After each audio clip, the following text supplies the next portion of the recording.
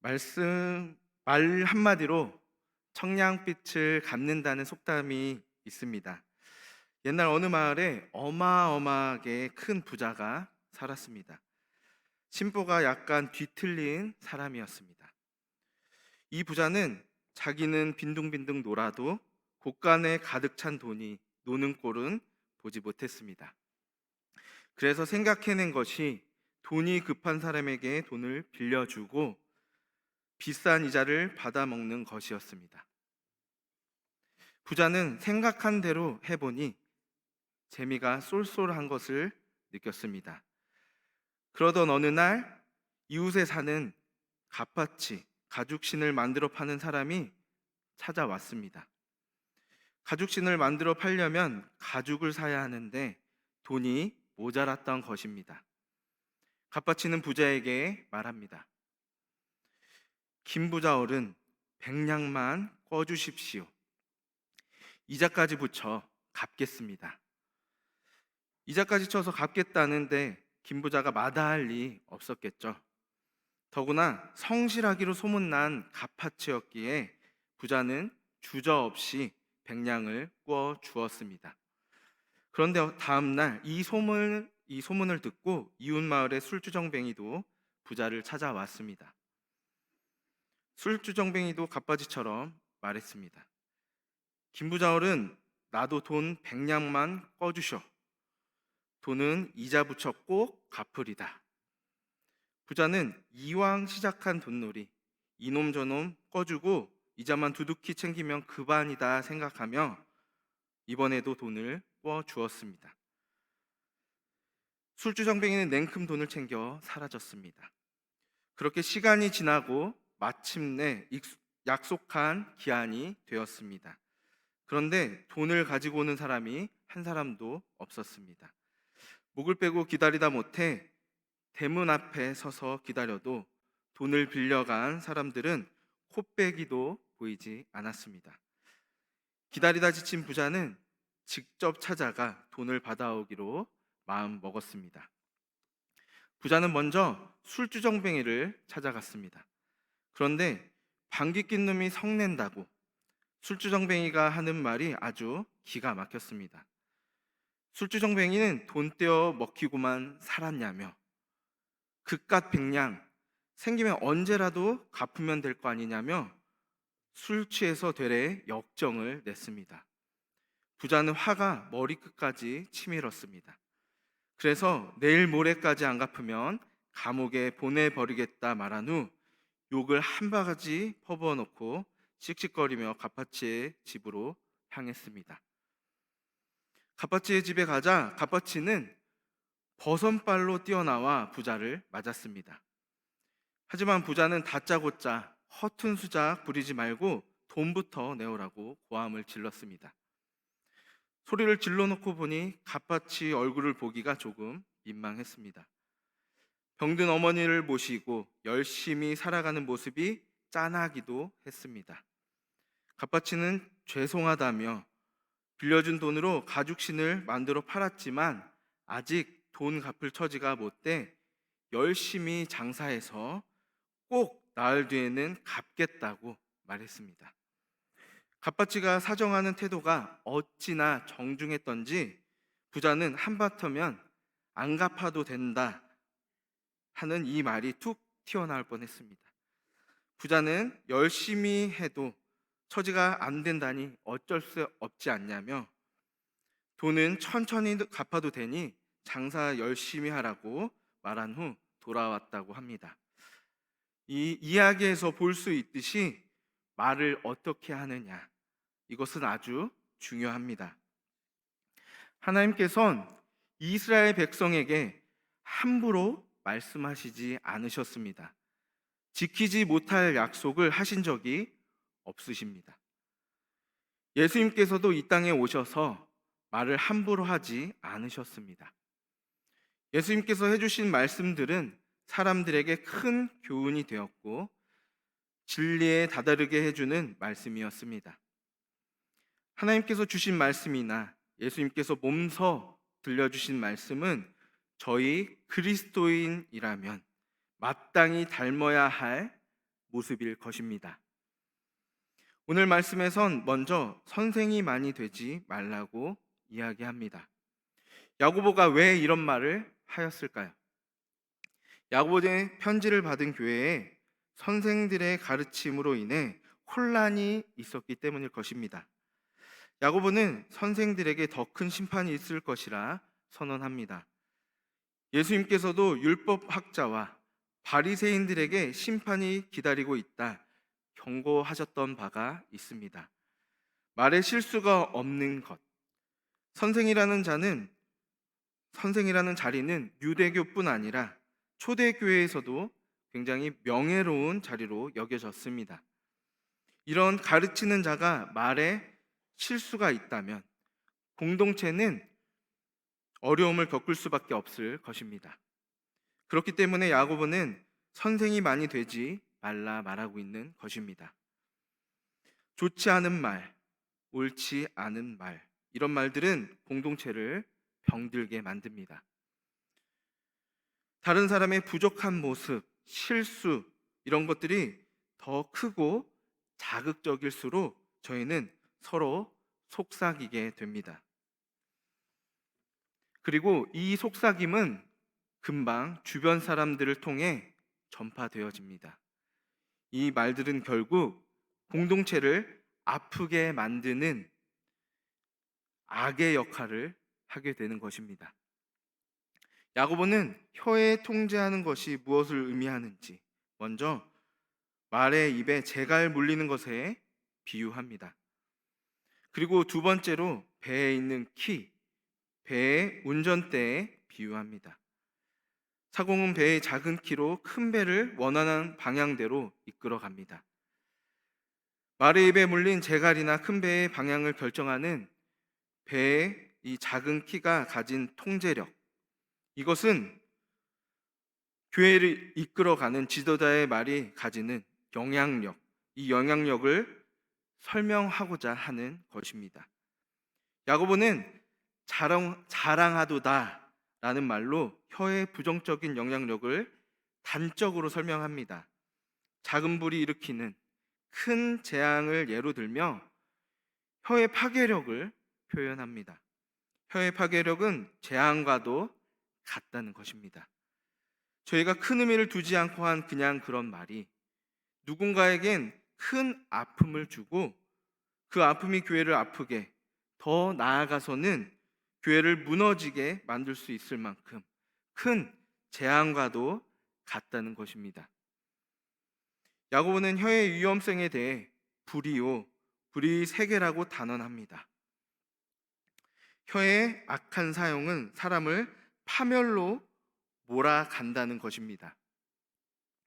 삶의 수레바퀴라는 표현을 쓴 것은 잘못된 말은 집안이나 가게를 끊어버릴 수 있다는 그런 표현입니다.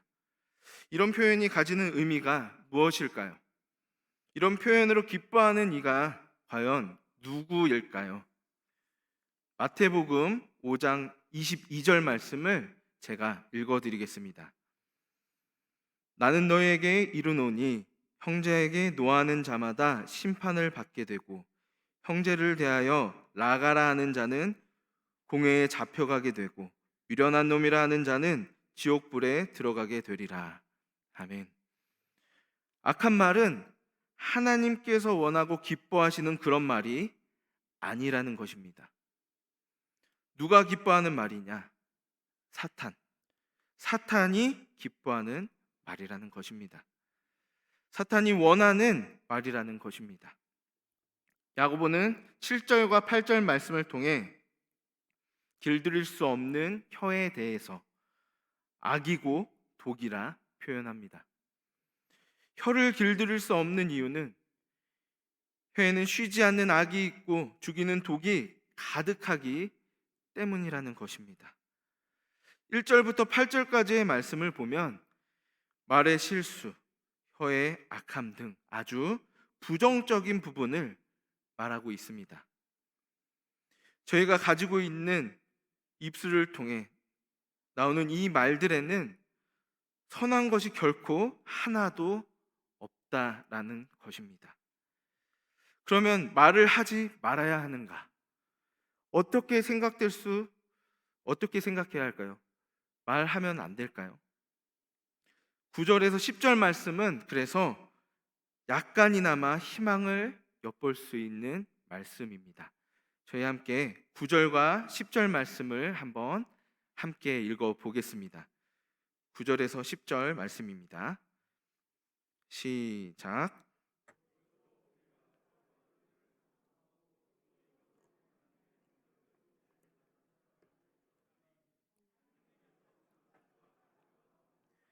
내 형제들아, 이것이 마땅하지 아니하니라. 아멘. 9절과 10절 말씀은 혀의 이중성에 대해 말하는 말씀이지만 그 이중성 안에 희망이 있음을 보게 됩니다. 저주하는 악함만이 혀에 있는 것이 아니라 하나님을 찬송하는 선함 또한 있기 때문입니다. 찬송은 저희 사람이 할 수 있는 가장 고귀한 행위입니다. 이 고귀한 행위가 어떻게 이루어질 수 있을까요? 은혜가 아니면 이루어질 수 없습니다. 반대로 저주는 인간이 말로 할 수 있는 가장 악한, 추악한 그런 행위입니다. 사람을 향한 저주는 사람을 하나님의 형상대로 창조하신 하나님을 향한 악의 행위인 것입니다. 이런 서로 상극이 되는 행위가 어떻게 한 입술에서 나오는가? 결국 한 입을 통해서 나와서는 안 된다라는 것이 야고보가 말하고자 하는 것입니다. 11절과 12절 말씀 또한 같은 표현입니다. 한 입에서 결코 선함과 악함이 공존해서는 안 된다 말하고 있는 것입니다. 이런 말에 대한 절망적인 표현들 속에 은혜의 찬송은 저희가 어떻게 해야 할지 생각할 수 있게 해줍니다. 죄인된 저희의 모습 속에서 저희 입술을 통해 나오는 것은 사탄이 좋아하는 그리고 원하는 그런 악한 것뿐입니다. 하지만 저희를 의롭다 칭해 주신 하나님의 은혜 안에서는 저희의 입술을 통해 찬송이 흘러나온다는 것입니다. 저희는 하나님을 만나기 이전에 나의 모습과 하나님을 만난 이후에 나의 모습이 공존하는 삶을 살아가고 있습니다. 그런데 말씀에서는 그래서는 안 된다라고 말하고 있습니다. 저희의 생각은 입술을 통해 나오게 되어 있습니다. 저희의 생각이 예수님이 십자가 사랑 앞에 서기 전 그 모습에 머물러 있다면 저희 입술에서 나올 것은 뻔합니다. 나를 위한 것, 나만 생각하는 것, 온갖 판단과 정죄, 사탄이 기뻐할 그런 말들 뿐일 것입니다. 저희가 그런 나는 예수 그리스도의 십자가와 함께 죽었음으로 여기고 다시 사신 예수 그리스도의 사랑으로 살아갈 때 그때 비로소 저희 입술에 선함이 있게 될 것입니다. 가장 선하신 하나님을 찬송하고 우리에게 베풀어 주신 은혜에 감사하고 선하신 하나님의 뜻이 이루어지길 기도하는 선한 입술, 그 선한 입술로 살아가는 복이 저희 가운데 있길 소망합니다. 야고보는 다음 말씀을 통해서 지혜에 대하여 말합니다. 위로부터 난 지혜. 지혜는 현명한 판단을 가져오는 원천입니다. 총명은 탁월한 식견을 지닌 이해력입니다. 야고보는 지혜와 총명이 있다는 교사에게 증명을 요구합니다. 지혜와 총명을 증명할 수 있는 것은 선행, 즉 믿음의 행함입니다. 외모를 보고 판단하는 그런 사람들과 다르게 야고보는 행위의 근원인 마음속을 언급합니다. 독한 시기와 다툼은 마음속에서 시작되기 때문입니다. 야고보는 자랑하지 말고 거짓말하지 말라고 말합니다. 자랑하지 말라는 것은 온유한 믿음의 행위를 행하지 못하는 사람에게 주는 교훈이 되어집니다. 거짓말하지 말라는 것은 진리와 거짓이 양립할 수 없기 때문입니다. 시기와 다툼을 일으키는 지혜는 세속적입니다. 세상적입니다. 정욕을 따르는 것입니다. 귀신에게 속한 그런 것입니다. 그렇기 때문에 그 결과는 결국 혼란의 악한 일이 되는 것입니다. 위로부터 난 지혜는 하나님의 진리로 인한 성결, 화평, 관용, 양순, 긍휼, 선한 열매 등을 낳게 됩니다. 야고보가 바라는 공동체의 특징은 바로 이런 것입니다. 땅에서 얻은 지혜가 아니라 하늘로부터 난 지혜, 하나님께로부터 받은 지혜로 이루어진 공동체. 야고보는 이런 공동체를 원했습니다. 저희 교회가 하나님께로부터 받은 지혜로 이런 온전한 공동체 이루기를 소망합니다. 앞에서 말씀드린 대로 저희에게 희망이 되는 찬송하는 삶을 살려면, 선한 입술을 가진 삶을 살려면 저희는 어떻게 해야 할까요? 첫 번째로 진리를 배우는 자의 영적 인식이 필요할 것입니다. 일반적으로 선생은 다른 사람을 가르쳐야 하기 때문에 듣기보다는 말하기를 더 많이 합니다. 그런데 만일 그 가르침이 잘못된 것일 경우엔 자신뿐만 아니라 여러 사람을 잘못된 길로 인도하기 때문에 그 책임은 클 수밖에 없습니다. 본문에서 선생이 많이 되지 말라는 말씀은 이러한 무거운 책임에 대한 경고입니다. 진정한 선생은 진리이신 하나님 한 분이심을 이 시간 기억하시기 바랍니다. 누군가를 가르칠 때 교만함이 아닌 겸손함으로 함께 진리를 배워 나가는 배움의 자세를 가져야 한다는 것입니다. 이미 진리를 알아서 가르치는 자가 아니라, 교만한 자가 아니라 진리를 배우는 자로서의 자세, 그런 인식을 하고 있을 때 저희는 겸손히 주님의 진리 앞에 나아갈 수 있습니다. 두 번째로, 길들여지지 않는 혀에 대해 항상 경계해야 합니다. 말에 실수가 없는 자라면 온전한 사람이라는 말씀은 모든 사람이 말 실수가 많을 수밖에 없음을 잘 말해 줍니다. 비록 혀가 몸의 지체 중에 작은 것이지만 마치 작은 불이 많은 나무를 태우는 것 같이 온 몸과 삶 전체를 태워버리는 큰 영향력을 지니고 있습니다. 그래서 이 혀를 잘 길들여야 합니다. 문제는 사람들이 세상에 많은 것들을 길들여 왔지만 혀는 잘 길들일 사람이 없다는 것입니다. 길들여지지 않은 인간의 혀, 이 혀는 죽이는 독이 가득하고 쉬지 않고 악을 뿜어냅니다.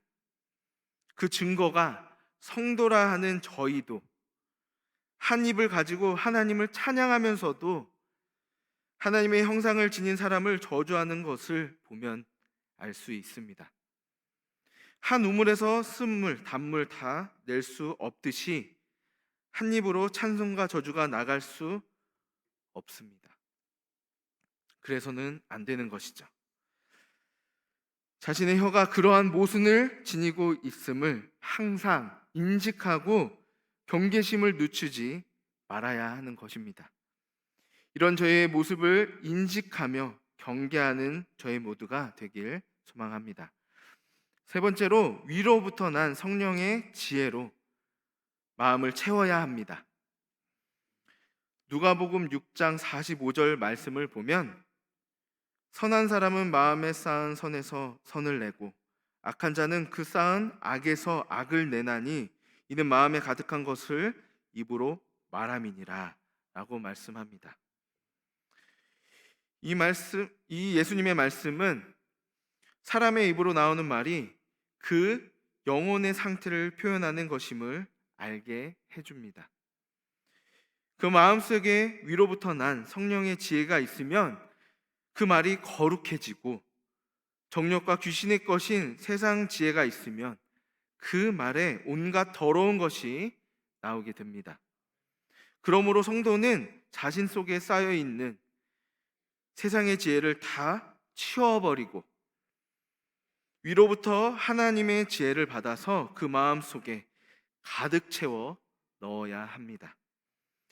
그때야 비로소 길들여지기 힘든 혀에서 성결, 화평, 관용, 양순, 긍휼 등의 성령의 열매가 맺히고 편견과 거짓으로부터 해방되어질 수 있을 것입니다. 야고보 사도는 성도가 믿음으로 이 지혜를 하나님께 구할 때 하나님이 꾸짖지 아니하시고 후히 성령의 지혜를 부어 주실 것이라 말한 바 있습니다. 사랑하는 성도 여러분, 입에서 나오는 것은 저희의 마음에서 나오는 것입니다. 선한 입술을 가진 삶을 살기 위해서는 예수 그리스도를 머리로 삼은 그런 삶을 살아야 할 것입니다. 그래서 내 입술이지만 내 마음대로 주장하는 것이 아니라 예수님의 생각처럼 생각하고 예수님의 마음처럼 마음하며 말해야 할 것입니다. 그래서 축복의 말, 평안의 말, 기쁨의 말이 넘쳐나는 교회를 온전하게 세우는 그런 말을 하는 저희 모두가 되길 주님의 이름으로 축복합니다. 저는 지난 화요일에 목사 안수를 받았습니다. 목사 안수식을 준비하는 중에 저희 위임 목사님과 마주쳤을 때 그때 목사님께서 물어봐 주신 것이 있습니다. 목사 안수 준비는 잘 되어 가나요? 하는 질문이었습니다. 처음에는 그냥 네 하고 대답했습니다. 준비 잘 해가고 있다, 돼가고 있다, 그렇게 대답을 했습니다.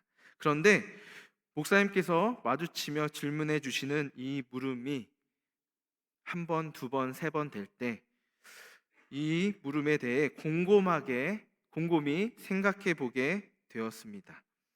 그러자 이 질문이 저에게 중요한 질문이 되었습니다. 나는 목사가 될 준비가 되어 있는가? 안수식을 마치고 목사가 된 지금에도 저는 아직 부족하다고 생각합니다. 주님 보시기에 더 온전한 모습으로 준비되어야 한다 생각되어집니다. 이처럼 선한 질문은 저의 삶에 좋은 영향을 줍니다. 또 위임 목사님이 주신 이 질문을 조금 바꾸어 생각해 보았습니다. 제가 생각해 본 이 질문을 이 자리에 계신 여러분에게 여쭈어 보겠습니다. 여러분, 주님을 만날 준비가 되셨습니까? 여전히 증오와 축복이 한 입을 통해 나오고 있다면 저희는 준비되어야 합니다. 주님이 언제든 부르실 때 부끄럼 없이 주님 앞에 서기 위해 저희는 선한 입술을 준비해야 합니다. 이 시간 이 자리에서 오늘의 이 말씀, 하나님께서 들려주시는 이 말씀을 들은 저희 모두 가운데에 선한 입술을 준비하는, 그래서 주님께서 부르시는 그때 언제든지 준비되어 기쁜 마음으로 주님을 맞이할 수 있는 그런 복이 저희들 가운데 있기를 간절히 소망합니다. 함께 기도하겠습니다. 하나님, 감사합니다. 말에 실수가 많은 저희에게 온전한 선한 입술로 준비될 수 있는 은혜 허락하심에 감사합니다. 말씀을 기억하며 주님을 찬송케 하실 하나님을 바라봅니다. 저에게 주님이 원하시는 뜻을 생각하고 마음에 품으며 그 마음을 입술을 통해 고백하고 흘려 보낼 수 있는 은혜 허락해 주시옵소서. 그래서 저희의 선한 입술을 통해 하나님을 증거하고 하나님의 영광을 나타내는 복을 누리게 하여 주시옵소서. 선한 입술로 저희가 서로를 세워줌으로 공동체가 온전케 세워지고 주님이 기뻐하시는 기쁨 넘치는 교회 이루게 하여 주시옵소서. 저희 교회와 함께 하시며 저희 교회를 말씀으로 온전케 세워주실 주님을 믿음으로 예수님의 이름으로 기도드립니다. 아멘.